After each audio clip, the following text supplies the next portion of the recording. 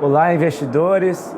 Eu recebo agora o Daniel Salomão, que é sócio fundador da Argo Capital, uma gestora recém-criada em dezembro do ano passado, mas os sócios trabalham juntos há muito tempo, né, Daniel? Há 15 anos já.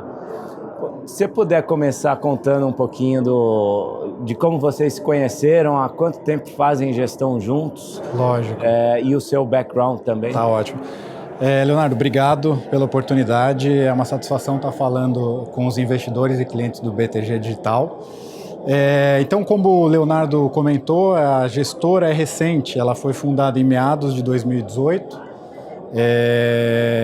Só que os sócios já têm uma longa data de trabalho em conjunto, né? Os dois sócios fundadores, eu e o Augusto Vieira, a gente trabalha junto faz 15 anos. Tá? Essa história começou em 2003, tá? Quando, na época, o Augusto fundou a Neo Investimentos, uma outra gestora, e ele era o gestor responsável por ações. Um ano depois, em 2004, eu me juntei à equipe, e desde então a equipe segue junta.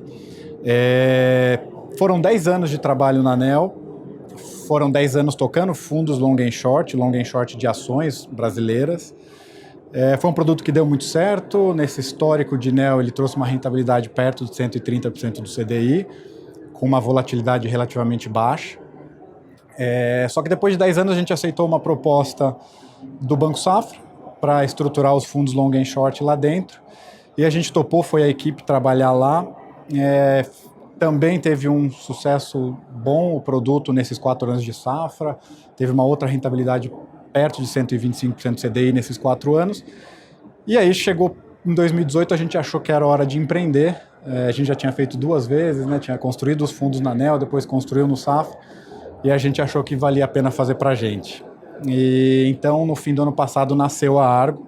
Vocês chegaram a levar os fundos que estavam no Safra para a Argo? Ah, legal, interessante. Sim, nesse processo de transição do Safra, houve uma cisão dos 2 fundos long and short que a gente tocava, e uma parte do patrimônio, de um total de um AUM que a gente administrava de mais ou menos R$1,5 bilhão de reais, ela foi para a Argo. Então a Argo, ela nasceu com esse histórico de 4 anos de um dos fundos e 2 anos de outro, e nasceu com um AUM perto de 260 milhões de reais. Agora, entrando um pouquinho na estratégia long and short, como que funciona o processo de investimento de vocês? Tá. Bom, o nosso processo de investimento, o carro-chefe, né, o que guia mesmo, a gente usa um ferramental para entender o valor relativo de uma ação contra outra, de uma empresa contra outra, né? Diferente muito, acho que como seus outros convidados vieram falar aqui, é menos um cenário de longo prazo do que a gente pensa, o que vai acontecer com o câmbio, o que vai acontecer com o Brasil, e a gente está muito mais preocupado no bottom-up, que a gente chama. Então a gente olha muito a saúde financeira das empresas, a gente olha o ciclo, o momento operacional que aquelas empresas estão, e nessa análise, que é uma análise fundamentalista, a gente acaba percebendo que tem umas oportunidades de assimetria de valor. Quando a gente percebe que, de repente, 2 empresas que sofrem as mesmas forças do mercado, elas se beneficiam das mesmas coisas, algumas vezes acontece aquele descasamento de valuation. É nessa hora que a gente acredita que vale a pena montar a posição, e aí a gente monta o long and short, uma ponta comprada, outra vendida, e esperando ganhar o diferencial de performance de uma em relação à outra. Portanto, não necessariamente vocês têm uma opinião macro sobre para onde vai a bolsa, ou câmbio, ou reforma da Previdência. Tá certo esse ponto. Acaba que a nossa análise, por ser essa parte micro, historicamente, 70% a 80% das nossas posições e do nosso retorno veio dessas ações de pares do mesmo setor. Então, por exemplo, eu tinha Bradesco contra Itaú. Esse é um cenário de posição que importa muito pouco o que eu acho que está acontecendo com o ciclo de inadimplência do Brasil como um todo. Importa muito mais se o Bradesco está fazendo um melhor trabalho que o Itaú.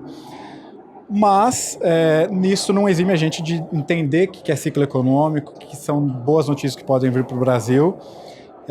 Mais ou menos 15% a 30% historicamente das nossas posições, aí sim elas vêm do intersetorial, que a gente chama, são ações, são pares de ações que a gente faz, mas de setores distintos. Por exemplo, eu posso ter um long numa varejista contra um short num setor bancário, um short num setor siderúrgico, por exemplo. E aí sim a gente acaba, ele continua com o ferramental de entender o valuation de cada uma das ações, mas ele acaba tendo um pouco mais essa visão macro, né? E aí, falando um pouco da visão da casa, a Argo hoje tem uma visão bastante otimista com o Brasil.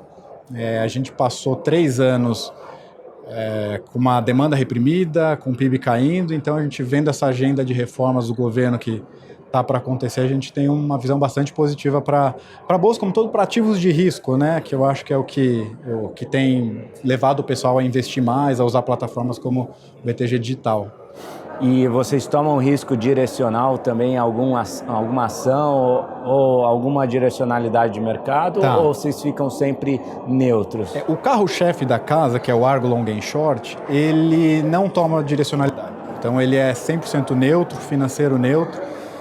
Ele tem um controle de risco bastante grande, bastante disciplinado.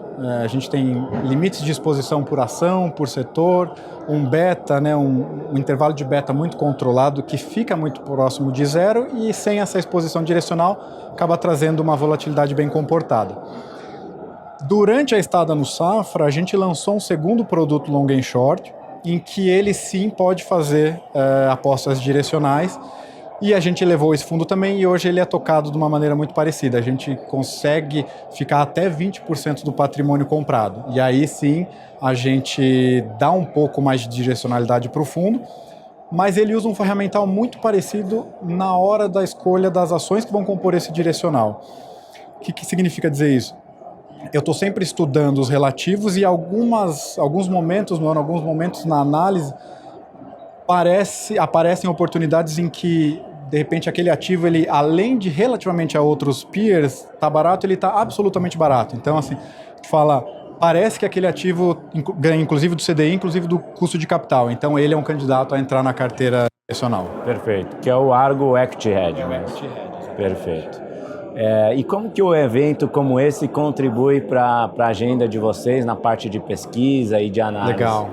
Bom, a gente, por ser um fundo long and short, a nossa visão das empresas ela não está muito no longo prazo. O que eu quero dizer com isso? Para a gente interessa bastante se o valor daquela empresa faz sentido, o valuation daquelas empresas que estão comprando os pares fazem sentido, mas eu normalmente quero ter muito claro o que vai fazer o mercado perceber aquele valor e fazer o mercado precificar. De repente ele percebe, depois de um resultado, o Bradesco estava com um valuation muito barato, eu vou comprar o Bradesco. Então, um evento que nem o do BTG, essas palestras em que a gente tem um contato muito próximo com o management, entender as dinâmicas de longo prazo e, ao mesmo tempo, entender a saúde do business que está acontecendo nos últimos meses, ajuda bastante na montagem de posição.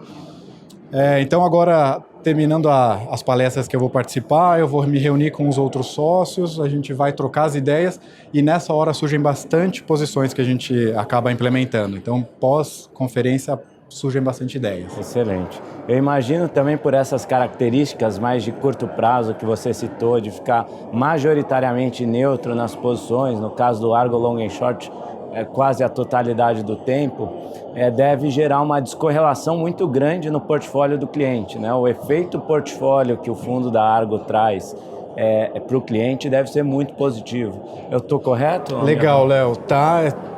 Foi extremamente correto. E esse foi o grande mote, foi o grande trunfo do fundo dentro do Safra e que hoje os clientes eles buscam exatamente isso. Ele sabe que ele tem uma volatilidade um pouco mais alta porque ele está em fundo de ações direcionais, em fundos macro, que tem aquela volatilidade mais alta.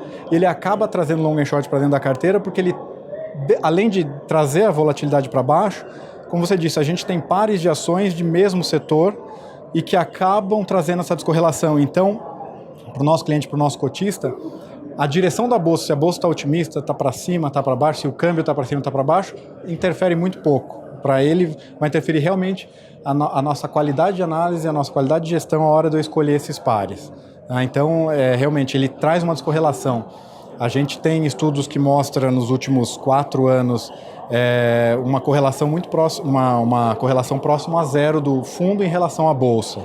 Então, muitas das vezes o cliente pessoa física, né, o cotista pessoa física, ele não entende que ele está investindo em ações e não tem uma correlação com a bolsa. Mas o long and short traz exatamente isso. Os pares de ações acabam trazendo o alfa de uma ação em relação à outra. Uhum. E a indústria long and short no Brasil, ela cresceu muito rápido num período e depois acabou sendo dizimada, sobrevivendo praticamente os melhores, como vocês que estão trabalhando nesse mercado há muito tempo. O que você atribui o sucesso do time da Argo que está há tanto tempo trabalhando nessa estratégia e rodando acima do CDI há tanto tempo? Tá.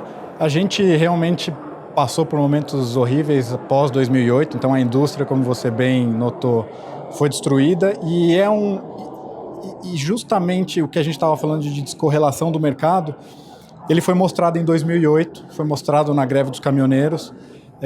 Em 2008, por exemplo, em que a gente viu fundos tendo performances horríveis, mesmo os long and short, o nosso fundo, que na época estava na Neo Investimentos, ele deu perto de 100% do CDI, ele rendeu 98% do CDI. E eu acho que ao longo do tempo, como tem esse histórico, a gente tem 10 anos de Neo, 4 de Safra e agora alguns meses de Argo, essa continuidade na história, o time de gestão está junto há 15 anos, eu acho que traz a tranquilidade para o cotista entender que a gente está fazendo o mesmo estilo de gestão de um produto que deu certo lá atrás.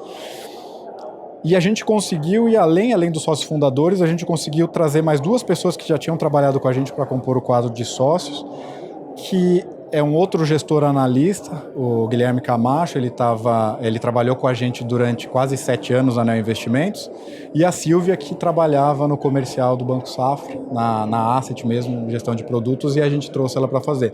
Então eu acho que é esse tempo de time trabalhando junto, as pessoas se entendem, os sócios se complementam no entendimento, alguns têm um view mais fundamentalista, outros um pouco mais de momento, e esse time se complementa e acaba fazendo com que o produto tenha uma rentabilidade legal. E agora uma curiosidade, por que o nome Argo?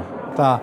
O Argo, ele da mitologia grega, a gente não fugiu muito do clichê, ele foi o barco usado por Jasão, ele foi pedido para construir um barco para que ele pudesse retomar o território do pai dele, que era um rei.